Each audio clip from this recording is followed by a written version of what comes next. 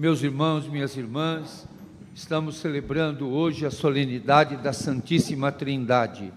A liturgia também é uma pedagogia que vai nos fazendo caminhar e caminhar refletindo qual o caminho que nós estamos fazendo. E se nós estamos caminhando, vivenciando a nossa fé. E se nós estamos caminhando, anunciando o que acreditamos e vivendo o que acreditamos. A solenidade da Santíssima Trindade quer dizer para nós: Deus não é solidão, Deus é comunhão. Deus não é solitário, é comunitário. Deus não é solitário, é solidário. Se Deus é comunitário, não é solitário, se Ele é solidário, e se nós somos a imagem desse Deus que se comunica conosco, nós devemos de ser assim também. Nós vivemos num mundo e numa cultura que nos leva, inevitavelmente, ao individualismo. Nos leva inevitavelmente a meritocracia. E a imagem de Deus que nós somos é de graça, gratuidade.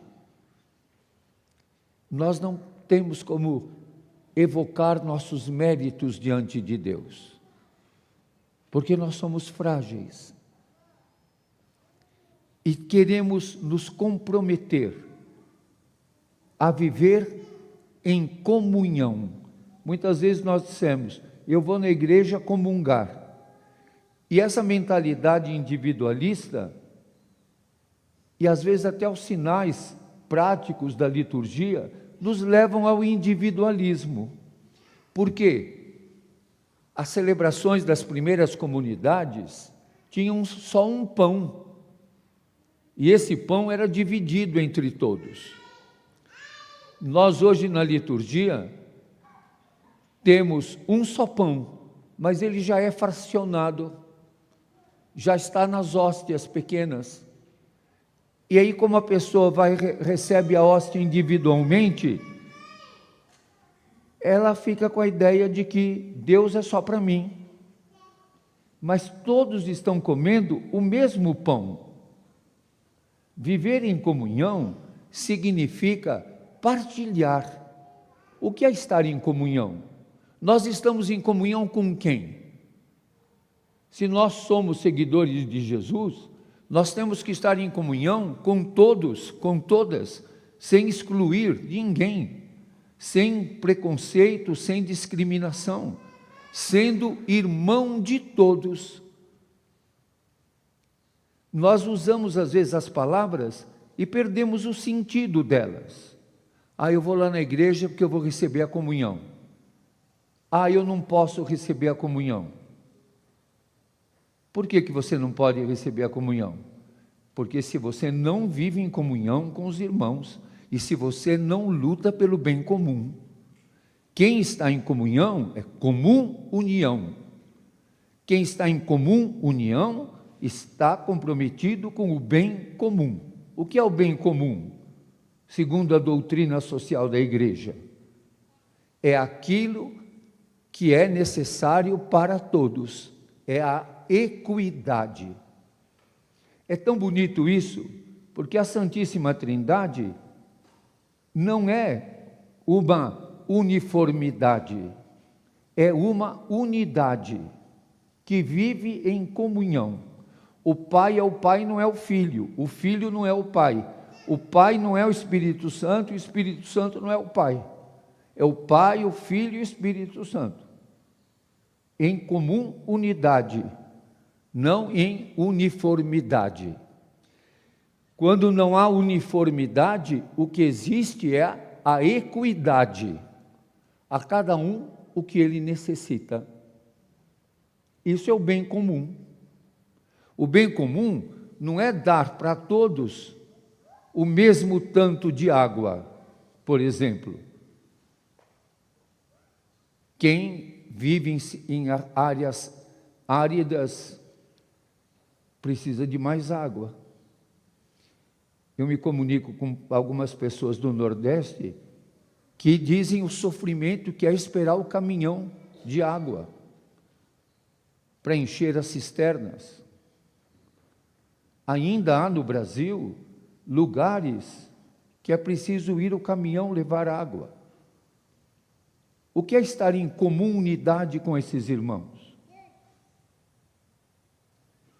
E se eu venho à igreja e recebo a comunhão, significa que eu não sou mais uma pessoa individualista, não sou mais egoísta. Embora o individualismo, o egoísmo morem dentro de nós. Mas como é que eu supero isso?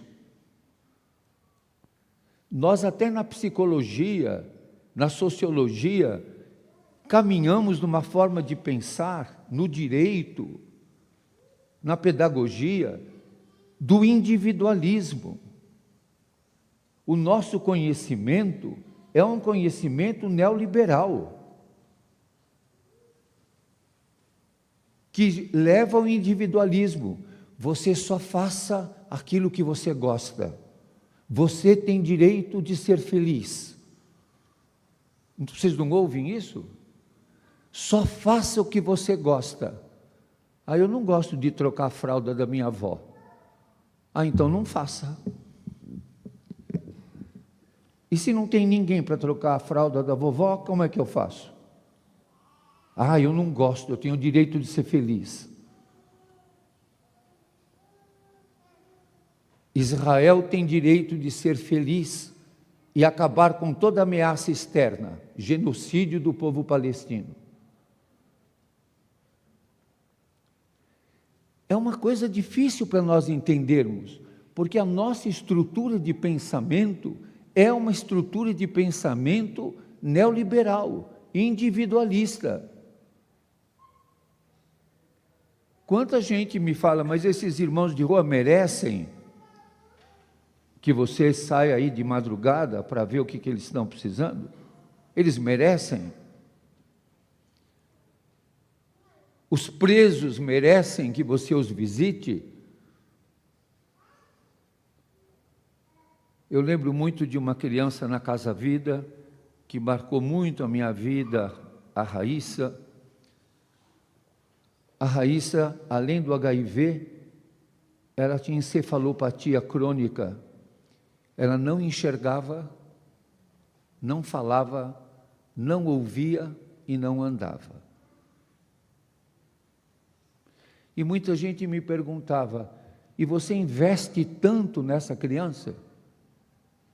Ela não vai melhorar, ela vai morrer. Por que tanto investimento, tanta gente cuidando dela, o tempo todo com acompanhante, trocando a fralda toda vez que ela evacuar ou urinar, alimentando essa criança de maneira especial, porque ela não pode deglutir? Por que tanto investimento? Era a criança mais cara, nesses termos neoliberais. É onde você tem que investir mais.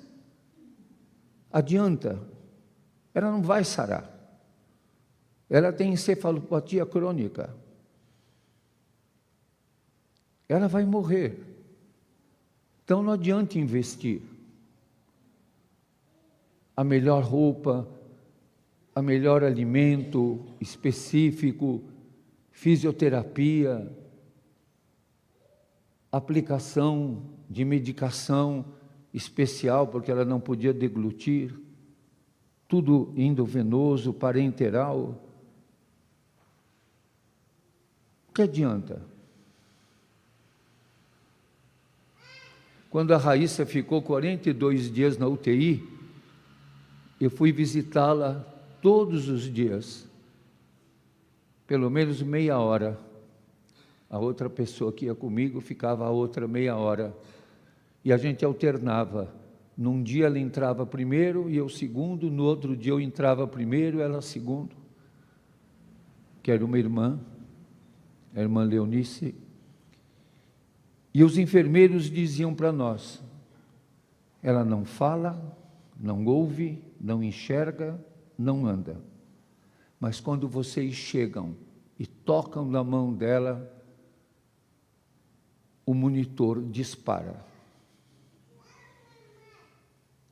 Ela não nos via, nem nos ouvia, nem podia falar conosco, mas nos sentia. A gente tem que descobrir a linguagem do amor, que é a linguagem que não cobra, a linguagem que não busca resultados. Deus nos ama sem esperar retribuição alguma. E se nós estamos em comunhão e recebemos a comunhão, é para lutarmos pelo bem comum. Nós não podemos nos conformar de acreditarmos na Santíssima Trindade e fazermos várias vezes durante o dia, em nome do Pai, do Filho, do Espírito Santo, invocando a Santíssima Trindade e achar que isso é eu me benzer. Eu faço esse sinal porque é o sinal que quer dizer: eu quero viver em comunhão de amor. Eu quero viver em comunhão, em busca do bem comum. A Santíssima Trindade é a melhor comunidade, porque é a comunidade de amor, de um Deus que não é solitário, que é comunitário, que quer que nós sejamos comunitários também, a sua imagem e semelhança. Por isso que essa solenidade da Santíssima Trindade é tão provocante. Não basta dizer que é um mistério. Tem até aquela célebre história de Santo Agostinho, que é o teólogo que mais escreveu sobre a Trindade. Depois tivemos outros grandes teólogos que escreveram sobre a Trindade, especialmente aqui na América Latina, como Leonardo Boff. Mas tem aquela história bonita de Santo Agostinho, o mais sábio dos doutores, o mais sábio dos santos e o mais santo dos sábios. E diz que o Agostinho estava na praia pensando sobre a Trindade e apareceu ali um garotinho que ia no mar, pegava uma conchinha de água e punha num buraquinho da areia. E o Agostinho ficou olhando e viu esse menino fazer isso tantas vezes que perguntou: o que você está fazendo? Ele falou: eu vou pôr o mar todo nesse buraquinho. Aí Agostinho falou: isso é impossível. E aí o garotinho falou para o Agostinho: como é impossível você entender o mistério da Trindade? O mistério da Trindade não é para ser entendido, é para ser vivido. E para ser vivido, e é comovente o trecho da carta de São Paulo aos Romanos, que diz: a constância vem e é gerada na tribulação. A tribulação gera a constância leva à virtude provada, a virtude provada desabrocha em esperança. E a esperança não decepciona, porque o amor de Deus foi derramado em nossos corações pelo Espírito Santo que nos foi dado. Por isso nós não podemos buscar respostas antiquadas para problemas novos. O Papa Leão XIV tem afirmado e dito e explicitado de muitas maneiras. Leão XIII enfrentou a Revolução Industrial. E o Papa Leão XIV tem que enfrentar a Revolução Digital, a Revolução Tecnológica. O Espírito santo que nos leva a discernir em cada momento o que é amar, o que é enfrentar, o que é passar pela tribulação. Sempre nós vamos passar por tribulações, como nos diz Paulo, e que vai gerar a constância. Sejamos constantes na nossa fé, sejamos constantes na busca do bem comum, sejamos constantes na partilha, sejamos constantes na busca daquilo que nós esperamos e talvez não vejamos chegar. Eu não vou ver chegar aquilo pelo que eu luto. Muitos dizem para mim, e alguns que gostam de acusar, dizem: o padre Júlio quer que tenha moradores de rua, porque assim ele tem o que fazer e como ganhar.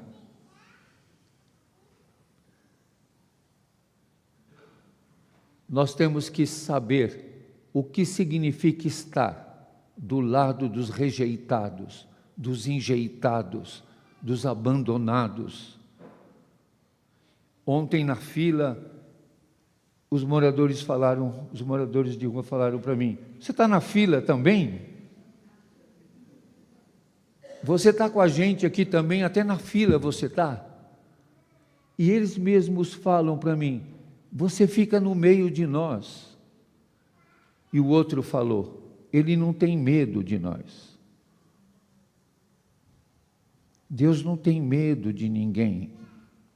Nós também não devemos de viver a cultura do medo, mas da constância, no meio dos pobres, dos fracos, dos pequenos. O padre Afonso lembrou nosso querido Dom Pedro Casaldáliga. A porta a casa de Dom Pedro não tinha portas, né? Até hoje não tem porta. E ele estava ameaçado de morte, né? Mas ele nunca mandou pôr porta na casa dele. Ele sempre viveu pobre com os pobres. Dom Pedro viveu assim, profeticamente. Marcou demais para nós a morte de Dom Pedro. E é interessante que nem a grande mídia deu importância à morte de Dom Pedro, nem a igreja institucional deu importância à morte de Dom Pedro. Ele foi sepultado como um derrotado. Tudo aquilo que ele acreditou foi negado naquele tempo. Me comoveu muito como ele foi sepultado descalço, com os sinais dos seus compromissos latino-americanos e com os povos indígenas. Mas ele foi plantado como uma semente para florescer. Isso que gera constância, como diz aqui: o amor de Deus está derramado sobre nós, e a virtude provada desabrocha em esperança. O desabrochar da esperança se dá na constância, na provação durante a tribulação. Meus irmãos e minhas irmãs, que tudo isso que a gente refletiu e que vocês com paciência ouviram, nos fortaleça, nos interneça e nos faça sempre ser sinais do amor do Deus, que é Pai, Filho e Espírito Santo. Amém.